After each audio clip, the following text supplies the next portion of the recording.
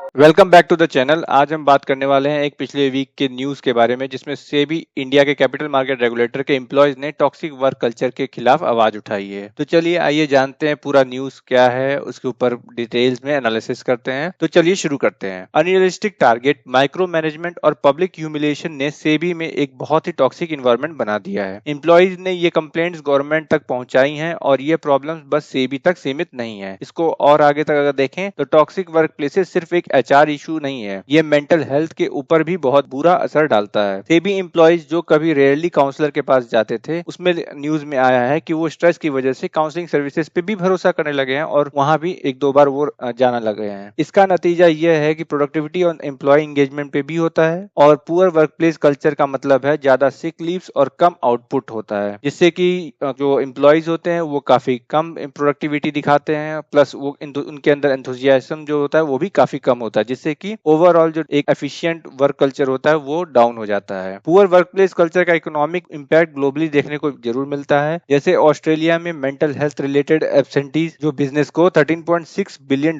का नुकसान होता है हर साल, और वहीं यूएस में डिसएंगेज्ड एम्प्लॉयज से इकोनॉमी को $500 बिलियन का लॉस होता है। तो ओवरऑल ये बहुत ही बड़ा इकोनॉमिक इशू है। इंडिया में अगर देखा जाए तो सबसे ज्यादा वीकली वर्क आवर्स जो है वो साउथ एशिया में होती हैं, लेकिन पर कैपिटल जीडीपी भी लो है। इसका नतीजा यह है कि ज्यादा डिससैटिस्फैक्शन और कम प्रोडक्टिविटी इंडिया में भी देखने को मिल रहा है। जब एम्प्लॉयज बर्नआउट या मेंटल हेल्थ इश्यूज का सामना करते हैं तो कई बार वो क्वाइट क्विटिंग करते हैं। क्वाइट क्विटिंग क्या होता है? इसका मतलब ये है कि कोई एम्प्लॉय जो बिना इंटरेस्ट के अगर काम करने आ रहा है, अपने एक्सपेक्टेशन से ज्यादा काम नहीं करता है, तो उसमें एक क्वाइट क्विटिंग का इशू आता है, जो कि एक मिनिमम एफर्ट डालना भी कहा जा सकता है। लेकिन कंपनीज इस इशू को क्यों इग्नोर करती हैं? ज्यादातर बिजनेस को लगता है कि टॉक्सिक कल्चर को एड्रेस करना महंगा पड़ सकता है। शॉर्ट टर्म प्रॉफिट्स पे फोकस करते हुए कंपनीज इसको इग्नोर करती हैं। एम्प्लॉयज के मेंटल और इमोशनल हेल्थ को नजरअंदाज किया जाता है। गुड न्यूज पर यह है कि पॉजिटिव वर्क कल्चर काफी फायदा दे सकता है। 60% इंडियन वर्कर्स कहते हैं, जो कि एक सर्वे में बताया गया है, कि वो पॉजिटिव कल्चर वाली कंपनीज में ज्यादा देर तक टिकते हैं, जिससे कि रिटेंशन जो है उस कंपनीज की बढ़ती है। और वहीं जिस कंपनी में ये नहीं फॉलो किया जाता, जहाँ पे वर्क कल्चर काफी टॉक्सिक होता है, वहां पे रिटेंशन जो है वो काफी डाउन होता है और कंपनी को काफी खर्चा आता है। तो टॉक्सिक वर्क कल्चर सिर्फ एक छुपी हुई प्रॉब्लम नहीं है, इसका इकोनॉमिक कॉस्ट बहुत ज्यादा है। तो अब वक्त आ गया है कि बड़ी ऑर्गेनाइजेशन कंपनीज जैसे सेबी इस बात को समझे और अपने एम्प्लॉयज का वर्क कल्चर जो है वो काफी नॉर्मल और अनटॉक्सिक बनाए। तो आपका क्या राय है इस पे? कमेंट सेक्शन में जरूर बताइएगा। वीडियो को लाइक करिएगा, शेयर करिएगा और चैनल को सब्सक्राइब करना मत भूलिएगा।